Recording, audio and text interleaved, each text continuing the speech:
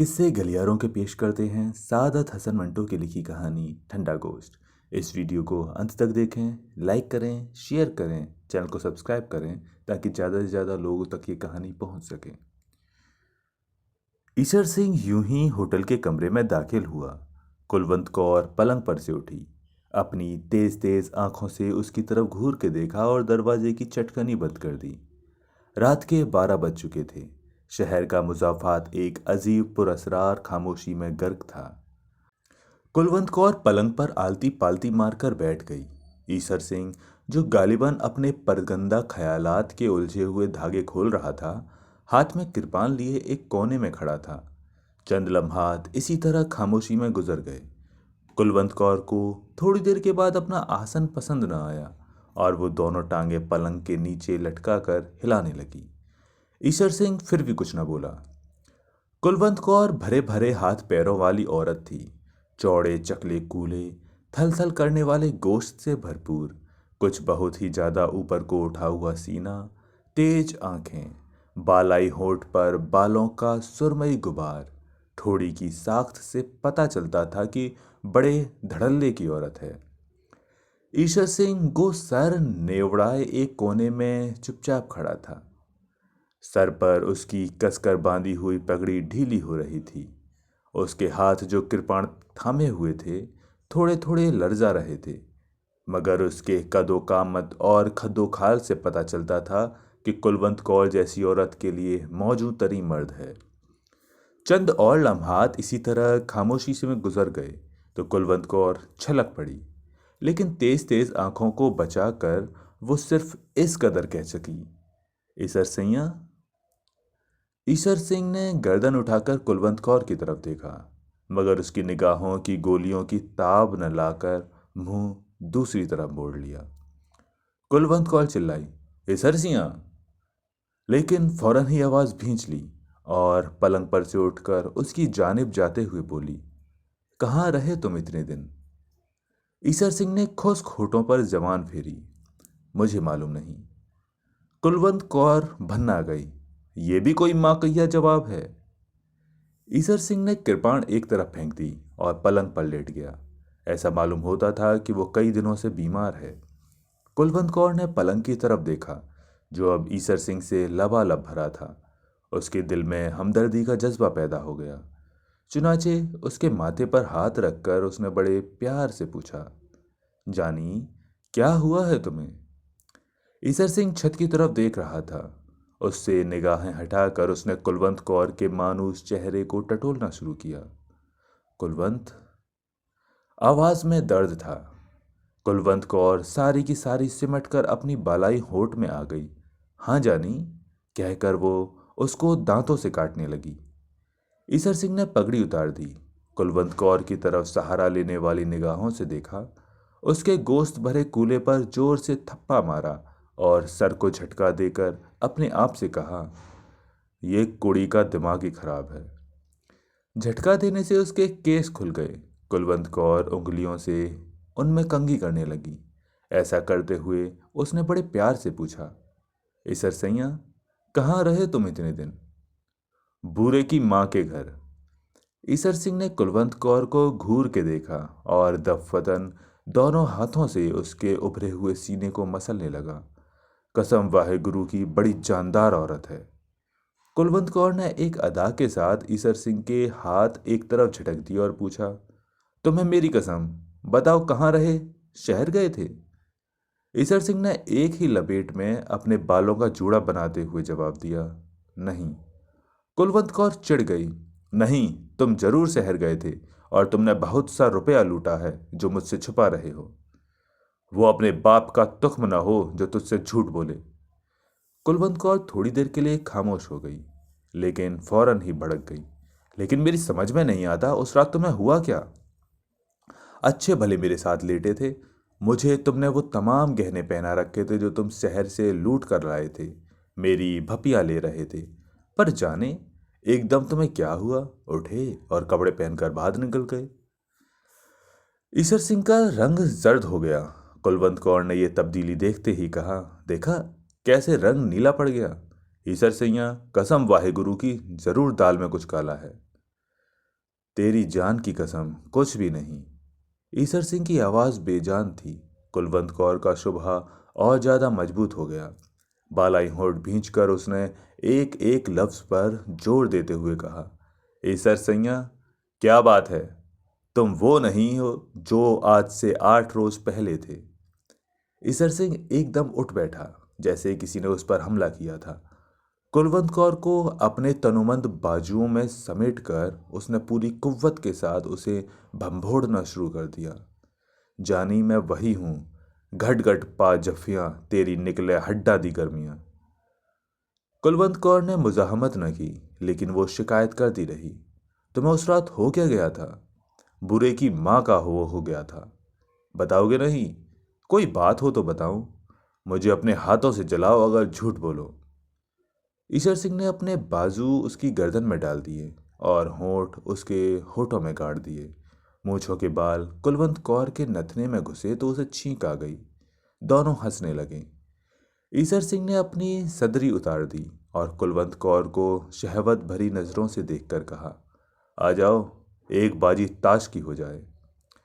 कुलवंत कौर के बालाई होठ पर पसीने की नन्ही नन्ही बूंदें फूट आईं।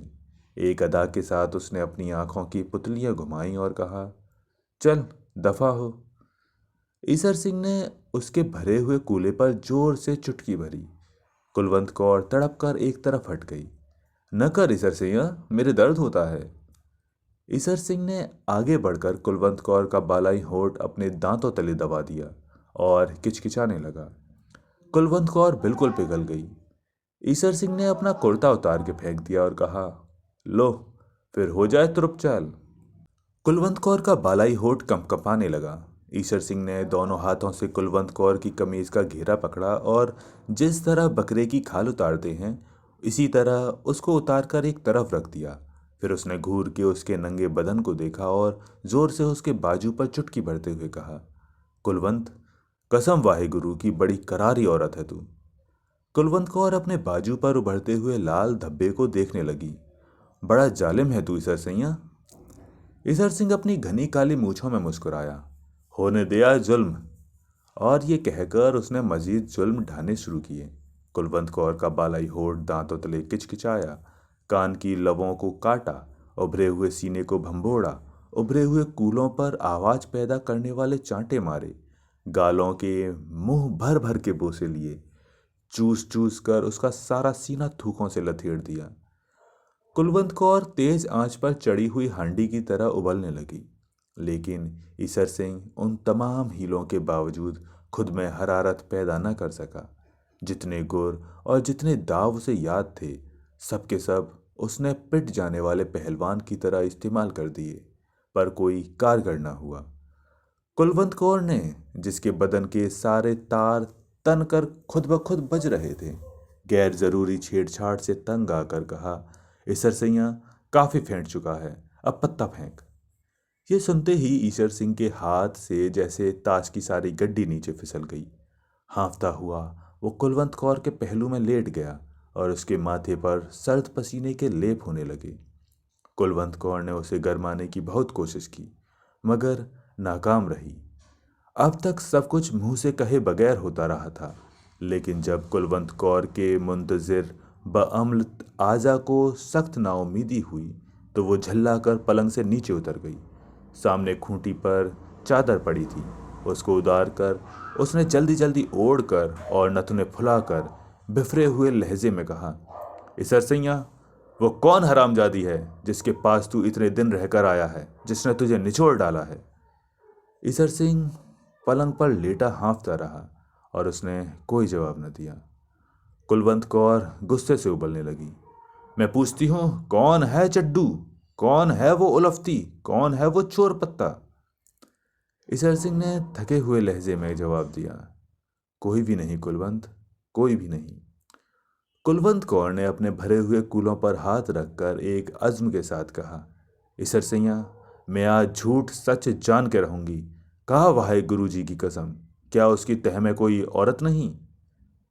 ईसर सिंह ने कुछ कहना चाहा, मगर कुलवंत कौर ने उसकी इजाजत न दी। कसम खाने से पहले सोच ले कि मैं सरदार निहाल सिंह की बेटी हूं। तिक्का बोटी कर दूंगी अगर तूने झूठ बोला। ले अब खा वाहेगुरु जी दी कसम, क्या इसकी तह में कोई औरत नहीं? ईसा सिंह ने बड़े दुख के साथ इस बात में सर हिलाया। कुलवंत कौर बिल्कुल दीवानी हो गई। लपक कर कोने में से कृपाण उठाई, म्यान को केले के छिलके की तरह उतार कर एक तरफ फेंका और ईश्वर सिंह पर वार कर दिया। आन की आन में लहू के फव्वारे फूट पड़े। कुलवंत कौर की इससे भी तसल्ली न हुई तो उसने वहसी बिल्लियों की तरह ईश्वर सिंह के केस नोचने शुरू कर दिए। साथ ही साथ वो अपनी नामालूम सौत को मोटी मोटी गालियां देती रही। ईश्वर सिंह ने थोड़ी देर के बाद नकाहत भरी इल्तिजा की, जाने दे अब कुलवंत, जाने दे। आवाज में बला का दर्द था। कुलवंत कौर पीछे हट गई। खून ईश्वर सिंह के गले से उड़ उड़कर उसकी मूंछों पर गिर रहा था। उसने अपने लर्जा होठ खोले और कुलवंत कौर की तरफ शुक्रिया और गिले की मिली जुली निगाहों से देखा। मेरी जान, तुमने बहुत जल्दी की, लेकिन जो हुआ ठीक है। कुलवंत कौर का हसद फिर भड़का। मगर वो कौन है, तुम्हारी माँ? लहू ईसर सिंह की जबान तक पहुंच गया। जब उसने उसका जायका चखा तो उसके बदन पर झुरझुरी सी दौड़ गई। और मैं भीनी या 6 आदमियों को कत्ल कर चुका हूं इसी कृपाण से। कुलवंत कौर के दिमाग में सिर्फ दूसरी औरत थी। मैं पूछती हूं, कौन है वो हरामजादी? ईसर सिंह की आंखें खुदला रही थीं।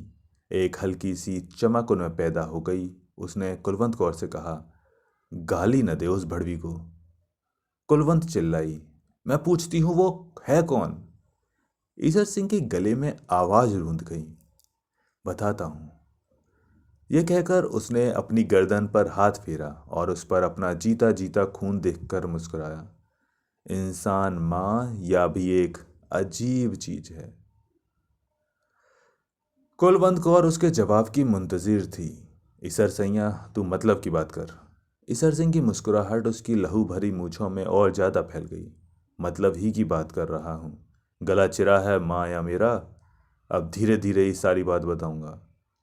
और जब वो बात बताने लगी तो उसके माथे पर ठंडे पसीने के लेप होने लगे। कुलवंत, मेरी जान, मैं तुम्हें नहीं बता सकता मेरे साथ क्या हुआ। इंसान कुड़ियाँ भी एक अजीब चीज़ है। शहर में लूट मची तो सबकी तरह मैंने भी उसमें हिस्सा लिया। गहने पाते और रुपए पैसे जो भी हाथ लगे वो मैंने तुम्हें दे दिए। लेकिन एक बात तुम्हें ना बताई। ईश्वर सिंह ने घाव में दर्द महसूस किया और कराहने लगा। कुलवंत कौर ने उसकी तरफ तवज्जो न दी और बड़ी बेरहमी से पूछा, कौन सी बात? ईश्वर सिंह ने मूंछों पर जमते हुए लहू को फूंक के जरिए से उड़ाते हुए कहा, जिस मकान पर मैंने धावा बोला था उसमें सात आदमी थे। 6 मैंने कत्ल कर दिए इसी कृपाण से जिससे तूने मुझे। छोड़ उसे। सुन, एक लड़की थी बहुत सुंदर, उसको उठा मैं अपने साथ ले आया। कुलवंत कौर खामोशी से सुनती रही। ईसर सिंह ने एक बार फिर फूंक मार के मुझ पर से लहू उड़ाया। कुलवंत जानी, मैं तुमसे क्या कहूं, कितनी सुंदर थी। मैं उसे भी मार डालता, पर मैंने कहा, नहीं ईसर सैया, कुलवंत कौर के तो हर रोज मजे लेता है, ये मेवा भी चख देख। कुलवंत कौर ने सिर्फ इस कदर कहा, और मैं उसे कंधे पर डालकर चल दिया। रास्ते में क्या कह रहा था मैं? हाँ, रास्ते में नहर की पटरी के पास थोहड़ की झाड़ियों तले मैंने उसे लिटा दिया। पहले सोचा कि फेंटूं, लेकिन फिर ख्याल आया कि नहीं।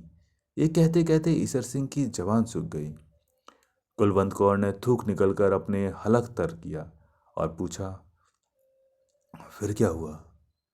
ईसर सिंह के हलक से बमुश्किल ये अल्फाज निकले, मैंने पत्ता फेंटा, लेकिन लेकिन उसकी आवाज डूब गई।